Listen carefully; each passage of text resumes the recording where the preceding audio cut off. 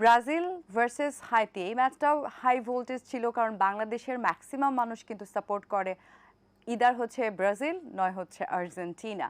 So 3-0 প্রত্যাশিত একটা result ছিল, কিন্তু তারপরেও ব্রাজিলের কাছ থেকে যে সাম্বা আমরা ফুটবলের যে সৌন্দর্য যেটাকে বলি এক্সপেক্ট করে থাকি, হ্যাঁ সেটা কি মিট আপ করেছে মোহাম্মদ আসলাম? কিছুটা হলেও আমরা হতাশ হয়েছি। এই খেলা তো ব্রাজিলের খেলা নয়, এবং আমি বলবো যে তাদের যে ফুটবলের যে নান্দনিকতা এবং তারা যে কলাকৌশল ইউজ করে মাঠের ভিতর, এটা এখনো আমাদের মানে দৃষ্টিনন্দন হয়ে আছে এখনো।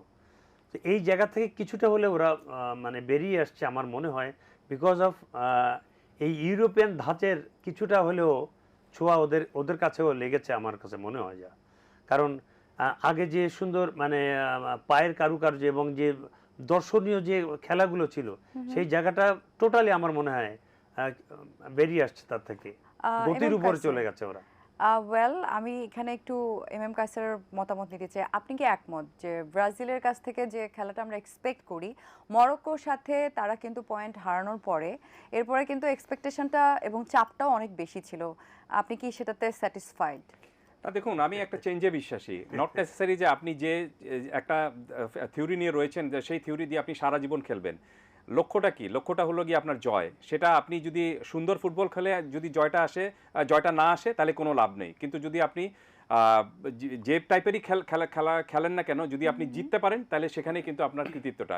সো 3-0 গোলে জেতার পর আমার মনে হয় যে সেই দলের খেলা নিয়ে তেমন বেশি সমালোচনা করা উচিত না, কিন্তু যারা ট্র্যাডিশনাল দর্শক যারা রয়েছেন, যারা এর আগে ব্রাজিলের খেলা দেখে মোহিত হতেন, তারা এখন খুঁজছেন যে সেই ব্রাজিলের পায়ের ছন্দটা কই, ব্রাজিলের সেই গতিময় ফুটবলটা কই, সেই ব্রাজিলের প্রেসিং ফুটবলটা কোথায়, সেই ব্রাজিলের আপনার যে একটা নান্দনিকতা থাকে সবগুলোর মধ্যে, নিজেদের মধ্যে ছোট ছোট পাসে খেলার যে বিষয়টা।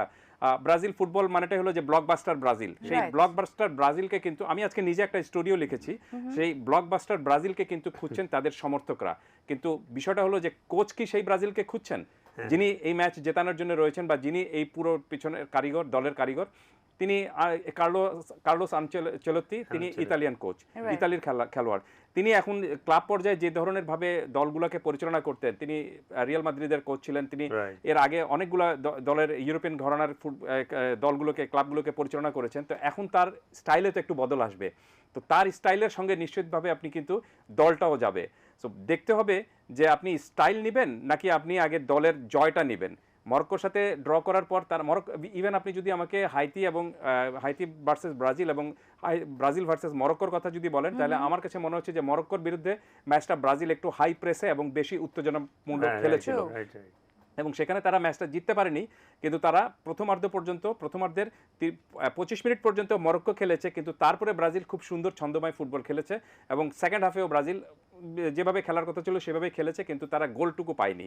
আর হাইতির সাথে তাদের শক্তির মাত্রার ডিফারেন্স অনেক বেশি ছিল। এখানে যদি 5-0 গোলে ব্রাজিল জিততো, আই উড নট সারপ্রাইজ।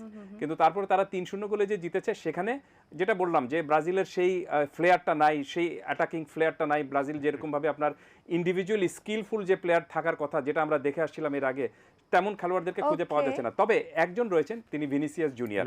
2 ম্যাচে তিনি কিন্তু সেই ব্রাজিলিয়ান সাম্বার ফুটবল যেটা, বা ব্রাজিলিয়ান ছন্দময় ফুটবল যেটা, সেটা উপহার দিয়েছে। ইনজুরি কনসার্ন ব্যাপারটা কিন্তু ব্রাজিলের মাথায় এখন রাখতে হচ্ছে, কারণ নেক্সট ম্যাচে তাকে রাফিনা খেলবেন কিনা জানি না। হ্যাঁ, রাফিয়া তাকে কিন্তু মিস করবে এবং নকআউট পর্বের জন্য তাকে সেভ করে রাখা হবে, এরকম কিন্তু অলরেডি কোচ বলেছে। সো ওয়েল, আমার হাতে তেমন একটা সময় নেই। আরেকটা ইম্পর্টেন্ট ম্যাচ নিয়ে কথা বলতে চাই, সেটা হচ্ছে আর্জেন্টিনা ভার্সেস আলজেরিয়া। মেসি সেই ছন্দময় খেলা এবং সেই সাথে হ্যাট্রিক রেকর্ড, সবকিছু মিলে কতটুকু স্যাটিসফাইং? আসলে এবারও কি তারা ডিফেন্ডিং চ্যাম্পিয়ন হতে পারে কিনা? মেসি তার নামের উপর বিচার করে ভালো ফুটবল খেলেছে, এবং এটাই মেসি। এবং মেসি দেখিয়ে দিয়েছে সারা বিশ্বকে, মেসি বর্তমান বিশ্বে একজনই আছে।